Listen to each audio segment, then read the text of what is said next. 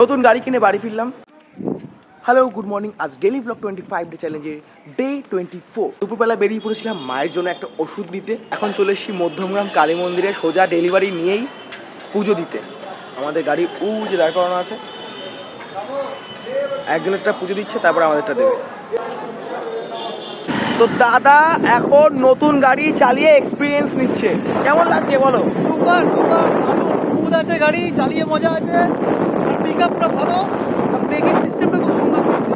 অ্যাক্টিভা যেতে হবে। Breaking space আছে, অদ্ভুত স্পিডে টানটা বেশি। কেন আমি 3 ইয়ার চালিয়েছি, আমি জানি। বাট এটা চালিয়ে আমার আলাদাই একটা মজা লাগে, তাই তো? পুরো বাইকের মতো না? হ্যাঁ, একদম একদম পুরো বাইকের মতো। দেখে একটা কোথাও যাওয়া যায় নাকি লং ড্রাইভ, তাই তো? ব্লগ আসবে। হয়েছে অনেকটা।